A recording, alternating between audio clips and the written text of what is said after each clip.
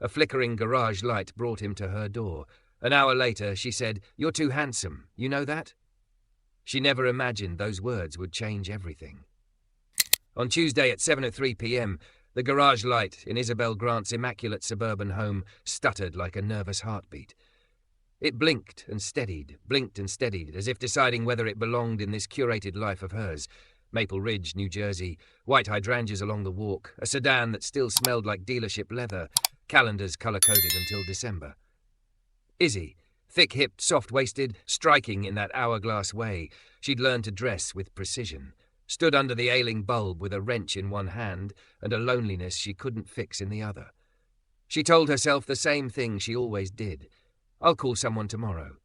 She had said tomorrow for 21 days. Inside, her phone buzzed with group chats about a colleague's promotion party and a fundraiser at the club. She'd been CC'd on a dozen invites, every one of them stamped with a tone she understood too well. See and be seen. She was good at that. Senior brand strategist, quick on her feet, wardrobe that photographed well. But lately, the applause felt like it came from another room. The more she sharpened her edges for work, the more her private life blurred. She turned back to the light, blinking like it was laughing at her. Enough. She opened the neighborhood app she used for buying used planters and reporting raccoons. The feed was its usual collage of lost cats, piano tutors, and a man selling a grill with gently loved burned into the lid. Then she saw it. Electrical repairs, same day, licensed and insured. A phone number, a handful of 5-star comments. No glossy logo, no brand story, no performative about page. Just Jordan, reliable, fair pricing. Her thumb hovered. She felt ridiculous for being nervous about calling a stranger. But it was only a light. It was also not only a light. The call rang once. Jordan, a warm voice answered. No script, no hold music, just the kind of voice that sounded like it could carry a ladder and a conversation without straining either. "Hi, this is Isabelle. My garage light is flickering like it's auditioning for a horror film. Any chance you're available today?" He chuckled, low, easy, not the kind of laugh that made her feel silly. "I'm finishing a job in Maple Ridge now. Can be there at 4 if that works." 4. She had a 4:30 Zoom with a Boston client about product launch headlines and a dinner she didn't want to attend. 4 works, she said, shocking herself. "I'll text you the address." "Got it. If it's a loose connection, quick fix. If the fixture's tired, I've got a few replacements on the truck. We'll figure it out." "We'll figure it out," she repeated silently, liking the shape of that "we" in her mouth. The afternoon refused to pass. She half-hearted a deck about delight pathways and brand intimacy, phrases that suddenly felt like furniture covers, shapes pointing to what they protected, but never revealing the thing itself. At 3:52, she closed her laptop and smoothed her dress. She caught herself in the mudroom mirror. Deep green fabric, a neckline that knew its limits and pushed them, hair in a loose twist, curves she'd once tried to make smaller with angles and black. She didn't want to look like she was trying. She also didn't want to look like she hadn't thought about it. At exactly 4 p.m., a Navy pickup eased into her driveway. The driver's door opened and a tall black man stepped out, shoulders broad under a clean work shirt, tool belt slung easy at his hip, the kind of economy in his movement that comes from doing a thing 1,000 times and not needing to show it off. He lifted his eyes to the house as if greeting it, then spotted her in the doorway. "Miss Grant?" he asked, smile flickering faster than the light. "Isabelle," she said. "Izzy, if you like." She hated how her voice did an extra little lilt, like a string had been tugged. "Thank you for coming." "Jordan Cole," he said, offering a hand that was warm and sure. "Let's see what's got your garage haunted." She laughed, tension loosening. He followed her in, scanning the ceiling, the wiring, the switch plate with a focus that felt respectful. She noticed the nick on his knuckle, the faint scar along his jaw like a hyphen, the way his eyes softened when he was thinking. She'd been on dates with men who wore $1,000 watches and kept checking them. Jordan checked the wires. "So," he said gently, unscrewing the glass shade. "How long's it been doing the strobe thing?" 3 weeks, she admitted. "I kept rescheduling reality." "Rescheduling reality," he repeated, grinning. "I might borrow that." He tested the current, tightened the wire nut, tapped the ballast casing with the back of his screwdriver like you'd knock on a door you already owned the key to. "Old ballast," he diagnosed. "You've got 2 options. I can swap the ballast and keep the fixture, or I can put in a new LED that'll treat your electric bill like a friend. What would you do if it were your house? New LED, he said. Less humming, better light, fewer headaches. Let's do that. He jogged to the truck, returned with a sleek fixture and set to work. The rhythm of it calmed her. Power off, bracket-mounted, wires married, power on.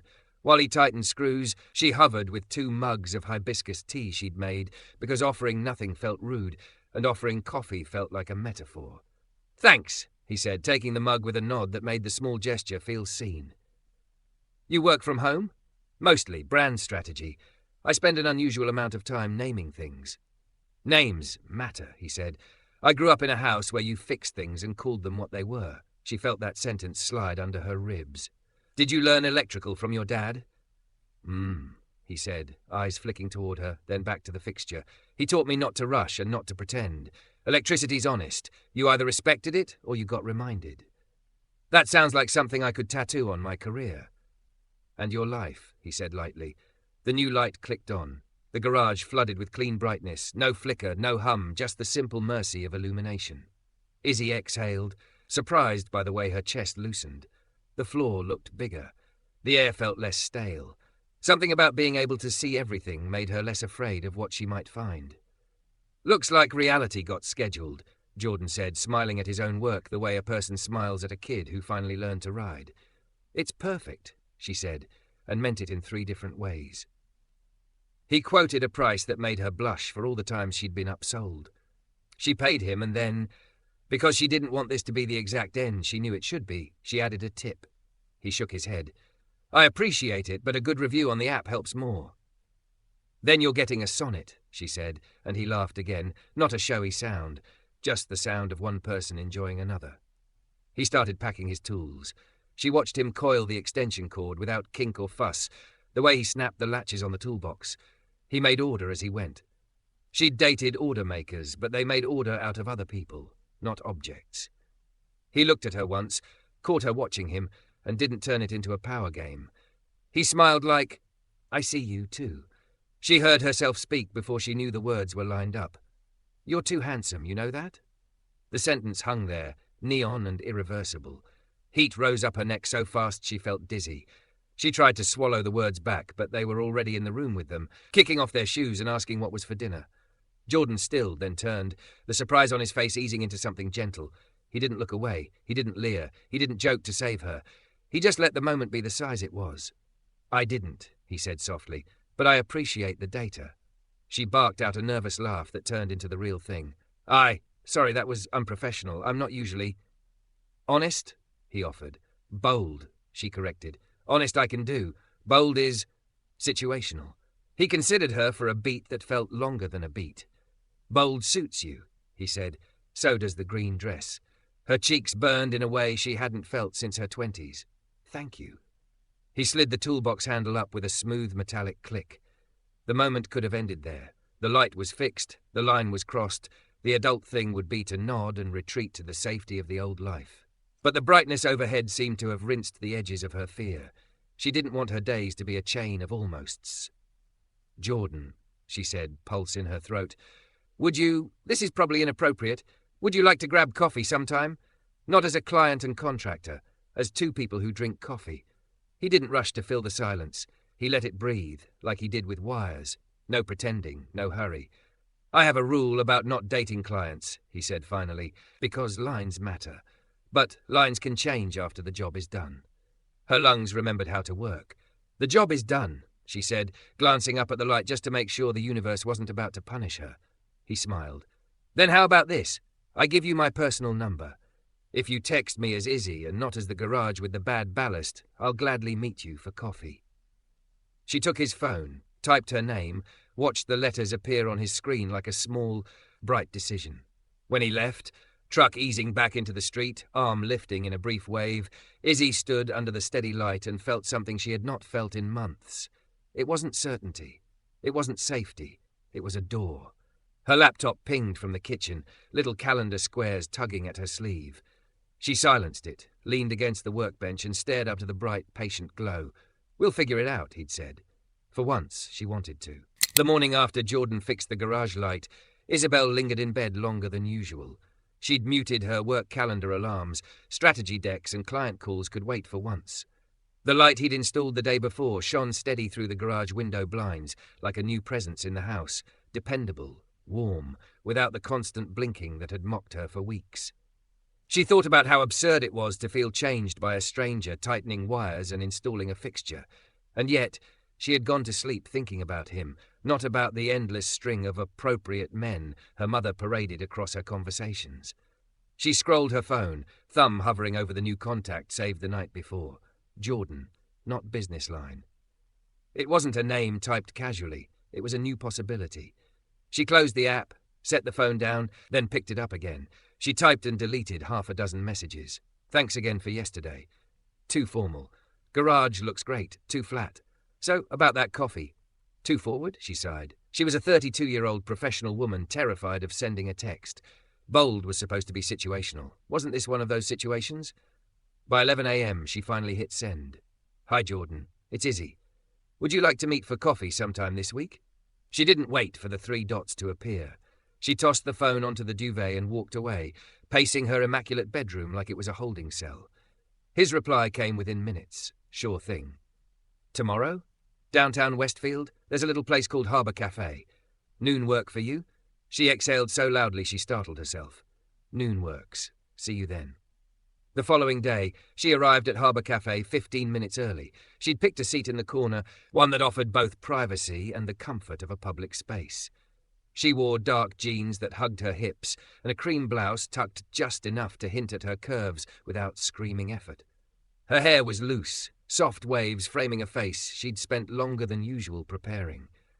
Not for the mirror selfies she usually texted her friends before events, but for the anticipation of seeing someone who had made her feel more like herself in one afternoon than any of her colleagues had in years. At exactly noon, Jordan walked in. He was punctual. Of course he was. Wearing dark jeans and a button-down shirt, he looked like the civilian version of the man who'd stood in her garage, toolbox in hand. The confidence in his stride was quieter now, softer without the frame of work. He spotted her instantly and smiled, the same genuine curve of lips that had disarmed her yesterday. Isabelle, he greeted, sliding into the seat across from her. Thanks for inviting me. Izzy, she corrected again, smiling nervously. Thanks for saying yes. I don't usually ask repair people out. He laughed, low and warm. I don't usually say yes to clients, but you caught me off guard. The waitress came over and they both ordered coffee, hers black, his with a splash of oat milk. Once the mugs arrived, steaming between them, their conversation took its own current, flowing without effort. She asked about his background, curious without rehearsed small talk. He explained that he'd been doing electrical work professionally for 8 years, but he'd grown up learning skills from his father, carpentry, wiring, roofing. He used to say, understand how something works before you fix it. Otherwise, you're just gambling with luck. Isabelle listened, struck by the way his words carried weight without pretension. Her parents' dinner parties were filled with men who quoted markets, investments, industry trends, but Jordan spoke about work as if it were a craft and a legacy, not just a paycheck. And your mom? She asked, curious. Teacher, he said, sipping his coffee. She taught me patience, and that fixing people is different from fixing wires. You can't rewire someone's choices. You can only be steady enough that they trust you when they need light. The metaphor sat between them, too perfect to ignore. She felt her chest tighten. That's beautiful, she said softly. He shrugged, smiling with humility. It's just true. She realized then how rare it was to talk with someone who didn't use words as armor. Most of the men she dated wielded vocabulary like resumes, polished, curated, meant to impress. Jordan spoke simply, but every sentence landed with weight, because he wasn't performing. They drifted from family to work to life in Maple Ridge. Jordan teased about the sameness of the houses, how he could walk into 10 garages in this neighborhood and know exactly which breaker box would hum before it blew. She confessed how she'd built her career naming products and brands for other people, but had no idea what she'd name herself if asked who she really was. That's the thing, Izzy, he said, leaning forward, elbows on the table. Most people define themselves by what they've been told to want, titles, addresses, last names with a certain history. But when you strip all that back, what's left? That's who you are. Her heart raced at his directness. I don't know, she admitted. I've spent so long following rules I didn't make that I'm not sure I even recognize myself outside of them. Jordan nodded, not with pity but understanding. Then maybe it's time to start. For the next hour, she forgot to be self-conscious. She laughed more than she had in months, teased him about being too philosophical for an electrician, teased herself about being too restless for a strategist.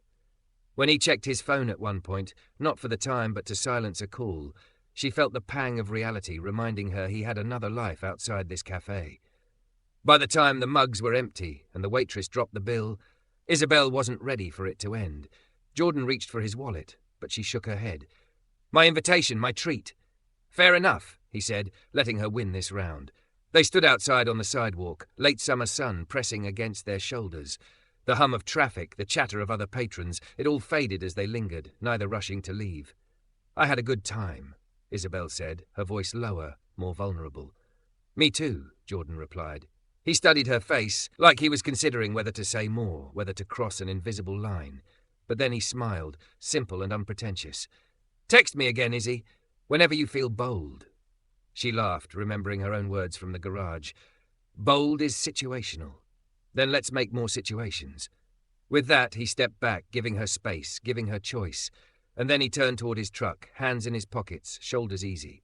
Isabelle watched him go, her heart pulsing against the cage of her ribs, until the pickup merged into traffic and disappeared. That night, lying in bed, she replayed every detail of their conversation. The way he'd listened, really listened, when she confessed her doubts. The way he hadn't flinched when she admitted she didn't know who she was outside her curated identity. The way he had resisted turning attraction into entitlement, respecting the fragile newness of what they were creating. For the first time in years, Isabelle felt like she hadn't just gone on a date. She'd had a conversation that mattered, and as she drifted to sleep, she realized with a startling clarity, Jordan wasn't just a man who had fixed her garage light. He was someone who might just fix the part of her life she hadn't even known was broken. By the end of the second week, Isabelle and Jordan had established a rhythm. Not the kind of rhythm she'd had with past men, where dinners were orchestrated like mergers, where the right wine list mattered more than the right words. With Jordan, it was texts about small things, how the rain shorted out a streetlight he'd fixed last summer, or how her client kept confusing a brand relaunch with a logo change. They met 3 times that week, coffee, a walk through downtown, and dinner at a tucked-away Ethiopian restaurant Jordan swore by. Every time, she felt her chest loosen, like she was finally exhaling after years of holding her breath. And yet, for every moment of peace, there was an equal measure of storm gathering. Because it was only a matter of time before her circle noticed. It started with Amanda. Amanda was Isabelle's closest colleague, a sharp blonde whose stilettos clicked with the same precision as her words. Over salad bowls at a midtown lunch spot, Isabelle let it slip. "So I've been seeing someone." Amanda perked up immediately. "Finally, is it that consultant from the merger team? The one with the Italian shoes?" "No," Isabelle stirred her kale. "His name's Jordan. He runs his own electrical business." Amanda blinked. "Like electrician electrical?" "Yeah," Isabelle said, bracing. Amanda leaned back, a skeptical smile tugging at her glossed lips. "Izzy, you make 6 figures. You live in Maple Ridge. You're telling me you met a guy through a neighborhood app and you're actually dating him." Isabelle felt her defenses rise, even though she'd expected this reaction. "He's intelligent, kind, grounded. He listens. We have conversations that matter." Amanda tilted her head, pitying. "But what do you really know about him? His education, his family background, his financial situation?" The words hung heavy between them. They weren't questions, more like quiet indictments. Amanda wasn't being cruel. She was voicing the assumptions their world lived on. Still, Isabelle felt her stomach twist. "What I know," Isabelle said evenly, "is that he's more real with me than anyone I've dated in the last 5 years. Amanda's smile thinned. "Just be careful. Sometimes what feels exciting is just novelty. You deserve someone who can match your level." "Match your level." Isabelle repeated the phrase later in her car, gripping the steering wheel.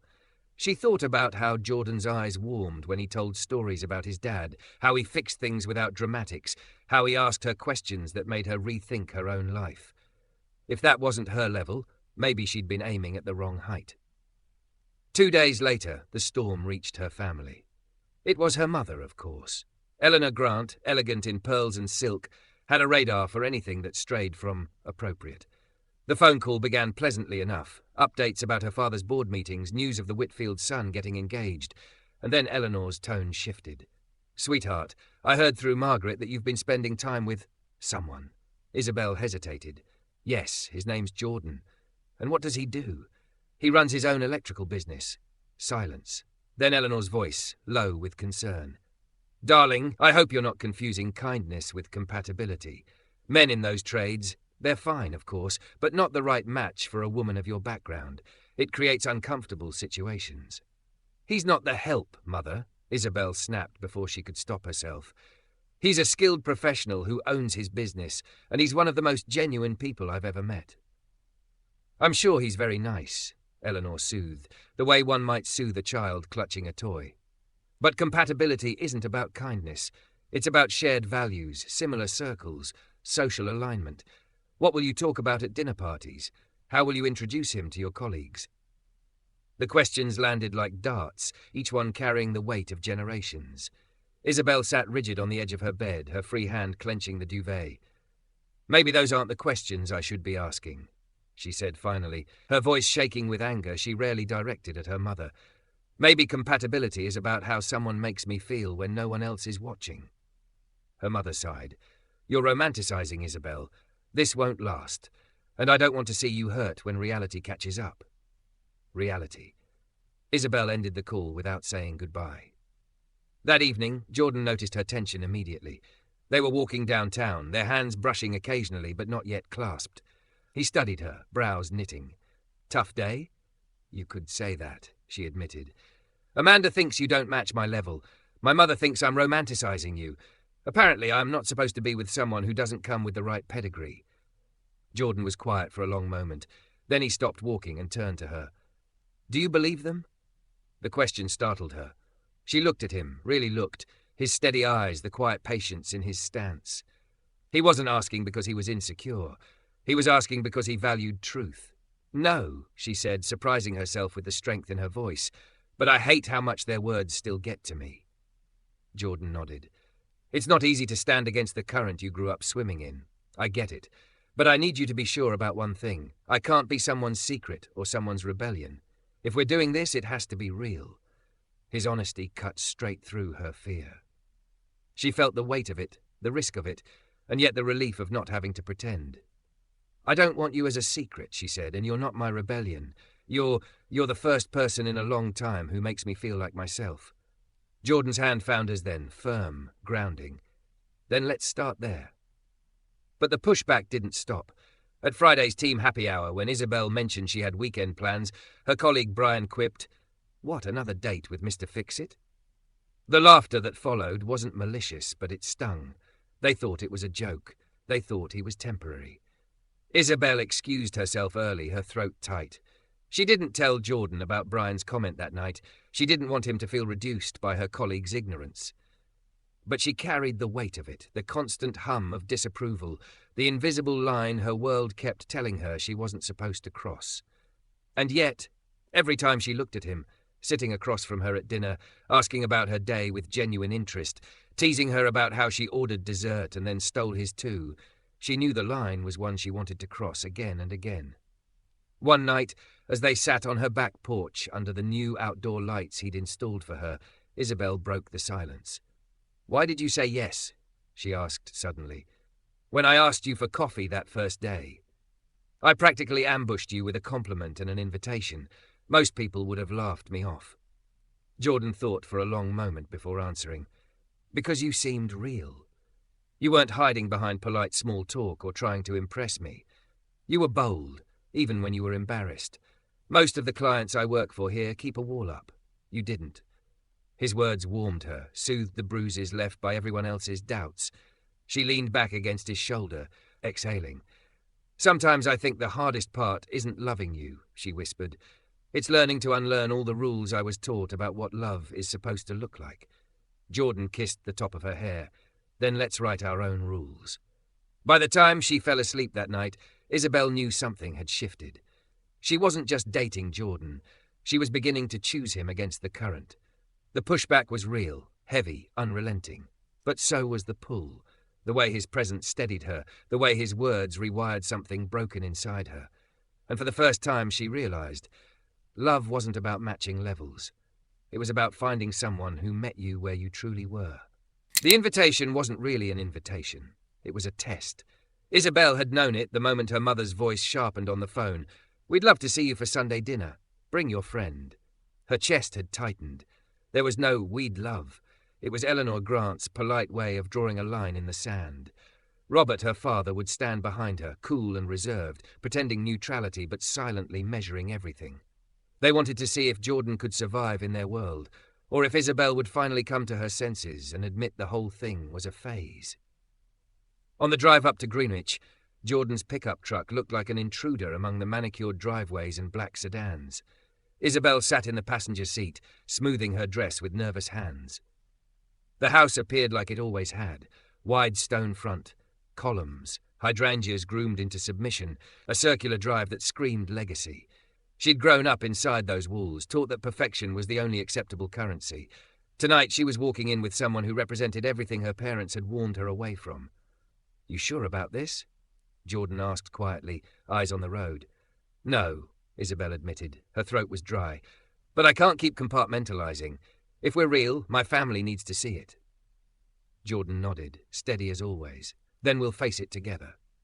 Eleanor answered the door in pearls and silk, her smile tight enough to crack porcelain. Robert stood just behind, navy blazer sharp, handshake firm but restrained. "Jordan, is it?" Eleanor said, her eyes sliding over him like an appraisal. "Yes, ma'am. Thank you for having me," Jordan replied, voice calm, respectful. He held her gaze, not shrinking, not challenging, just present. Dinner began with polite small talk. The table gleamed with crystal and silver polished to a mirror shine. Eleanor asked about Jordan's family, where they lived, what they did, with the same meticulousness she used when vetting caterers. Robert steered conversation toward economics, asking about small business volatility and whether Jordan had considered scaling into management rather than staying on the tools. Jordan's answers were measured. "Electrical work has its ups and downs," he acknowledged, "but reliable power is something people always need. I value the kind of work where my hands make a difference in someone's day." Robert nodded, but his eyes flicked to Isabelle as though to say, "See, limited ambition." Isabelle gripped her wineglass, every subtle dismissal, every polished jab pressed against her ribs like a bruise. "So tell us," Eleanor said finally, placing her fork down as though preparing for a cross-examination. "What drew you to Isabelle? She's particular." The subtext was loud. "She's out of your league." Jordan didn't flinch. He looked directly at Eleanor, then at Isabelle, and answered simply, "She's real. Most people hide behind performance. Your daughter doesn't, at least not with me. That's rare, and I admire it." Isabelle's throat tightened. Her mother's face didn't soften, but a flicker of something crossed her father's eyes. Curiosity, perhaps. After dinner, while Robert retreated to his study and Eleanor fussed over coffee service, Isabelle walked Jordan out to the back garden. The night air was cool, the manicured hedges tall and silent. She stopped under the gazebo lights, her chest pounding.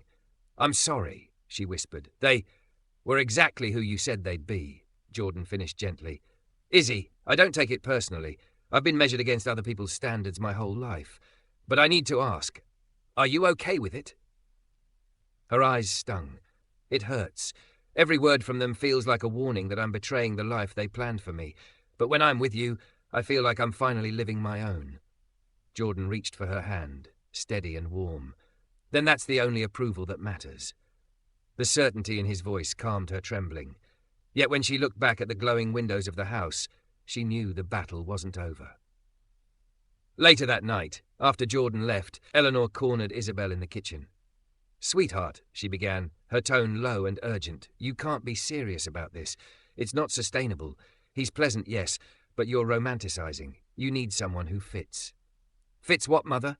Your idea of what my life should look like?" Isabelle's voice cracked. "I'm tired of performing compatibility for everyone else. With Jordan, I don't have to perform." Eleanor's eyes narrowed. "Don't mistake comfort for a future. Marriage, children, social life. It all requires alignment. You can't drag someone into a world they don't belong to." "I'm not dragging him," Isabelle shot back. "We're building something together. Something real." "Real," Eleanor echoed, as if the word were naive. "You'll regret this, Isabelle. Mark my words." But for the first time in her life, Isabelle didn't shrink under her mother's disapproval. She turned away, her heart pounding but her back straight. The following weeks only deepened the divide. Friends whispered concern cloaked as advice. Family members sent her subtle reminders of appropriate matches. Her father's silence was perhaps the loudest verdict of all. But Isabelle found herself clinging harder to the steadiness Jordan offered. He didn't try to fix her conflict with her parents. He didn't promise that love could erase years of conditioning. He simply stood by her, present and patient. He invited her into parts of his world, dinners at small restaurants, walks in neighborhoods she'd never explored, introductions to friends who treated her without suspicion or calculation. One night, after cooking dinner together in her kitchen, Jordan leaned against the counter and studied her. "You're carrying a lot of weight," he said softly. "I know." She rubbed her temples. "But it feels different now. Before, all the pressure was about living up to their standards. Now, it's about protecting what we're building, and I'm willing to fight for that." Jordan reached out, brushing a strand of hair from her face. That's all I needed to hear. Sunday dinner had been a battlefield, but it had also crystallized something Isabelle hadn't fully admitted. This wasn't just attraction anymore. This was commitment, fragile and terrifying but real. For every moment her parents doubted her, she found herself more certain. For every skeptical look from colleagues, she found herself leaning closer to Jordan's grounding presence. Her whole life she had equated love with approval. But now, sitting across from him as he dried dishes with a towel slung over his shoulder, she realized love wasn't about approval at all. It was about choosing someone who made you feel like you belonged, not in a social circle, but in your own skin. And as Jordan caught her gaze, smiling without asking for anything more than what she already was, Isabelle knew the battle had only begun. But for once, she was ready to fight it. 6 months passed in the space of a heartbeat. What had begun with a flickering garage light had grown into something Isabelle could no longer imagine living without. She and Jordan had built a rhythm: weeknight dinners, Saturday morning errands, lazy Sunday afternoons where he worked on small projects around her house, not as a contractor, but as a man who loved making her life brighter. But with rhythm came pressure. Every step forward was met with resistance from the world she'd grown up in. Friends continued to hint, "Is this serious?" Colleagues whispered, "Why him?" Her mother remained relentless. And yet, for every voice pulling her back, there was Jordan's voice, steady, reminding her who she was when she stopped performing. One Saturday morning, while Jordan was installing new outdoor lights along her back porch, Isabelle realized something profound. Watching him work, focused, competent, humming softly to himself, she felt more at peace than she ever had at galas or fundraisers. She didn't need a stage. She didn't need applause. She needed this: presence, steadiness, love that didn't ask her to prove anything. "Do you know what I realized?" she asked suddenly, leaning against the doorframe. He looked up, eyebrows raised. "What's that?" "I've never felt more like myself than I do with you. Not the version my family expects, not the polished strategist my colleagues admire, just me." Jordan paused, screwdriver in hand, and studied her face. "And who is that?" Isabelle took a breath. "Someone who values connection over status. Someone who wants love built on honesty, not approval. Someone brave enough to finally choose happiness." He set down his tool and stepped closer, wiping his hands on his jeans. His gaze held hers with a seriousness that made her throat tighten. "I love that person," he said simply. The words cracked something open inside her. "I love you too." It was the first time they'd said it out loud, though she realized now it had been in every look, every touch, every laugh they'd shared for weeks. That evening, sitting under the glow of the lights he'd just installed, Isabelle's thoughts drifted to the future. She'd been trained her whole life to evaluate relationships by checklists: financial compatibility, family pedigree, professional alignment. But with Jordan, there was only one checklist, and it was short: love, respect, trust. Everything else felt secondary. "Jordan," she blurted, heart pounding, "what do you think about marriage?" He froze, glass of iced tea halfway to his lips. "Marriage in general," he asked slowly, "or marriage to you specifically?" Her cheeks flushed. "Marriage to me." The silence that followed was heavy but not cold. He set his glass down and leaned forward, elbows on his knees. "Izzy, are you sure? Marriage means making this public, permanent. Your family, your colleagues, they won't just have opinions anymore. They'll have judgments. And I need to know you're ready for that." She didn't hesitate. I'm sure that you make me happier than anyone I've ever dated. I'm sure that I'd rather face complications with you than approval without you. I'm sure that I want a life built on us, not on expectations." Jordan's eyes softened. He reached for her hand, lacing their fingers. "I love you, Izzy, and yes, I want to marry you, but on one condition." Her breath caught. "What's that?" "I want to propose to you properly, not as an answer to a question blurted on a porch. I want to give you the romance you deserve, even if the world thinks I'm not the right person to be asking." She laughed, tears slipping down her cheeks. "Fair enough." 6 weeks later, Isabelle walked into Harbour Cafe, the same corner table where they'd had their first coffee date. She thought they were just meeting for lunch. But when she arrived, she saw the nervous smile on Jordan's face, the way he stood instead of sitting, and her heart knew before her mind caught up. He reached into his pocket and pulled out a small velvet box.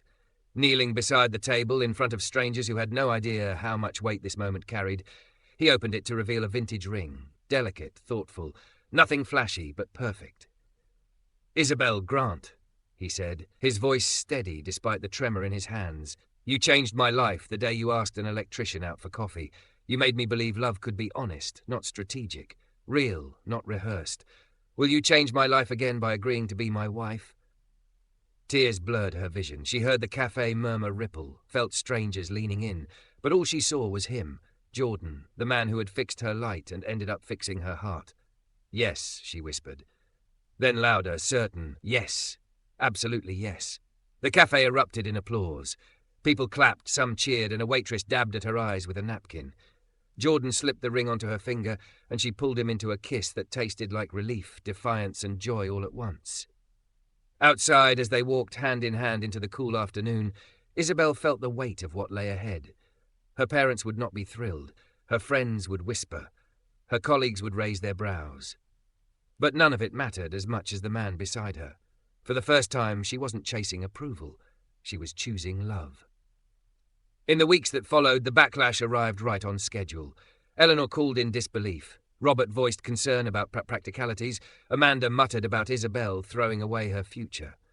But Isabelle, wearing her modest vintage ring, simply smiled and said, "I'm not throwing it away. I'm finally claiming it." Jordan never tried to shield her from the conflict. He simply stood beside her, steady, reminding her that strength wasn't about winning everyone over. It was about holding your ground. Together, they began planning not just a wedding, but a life.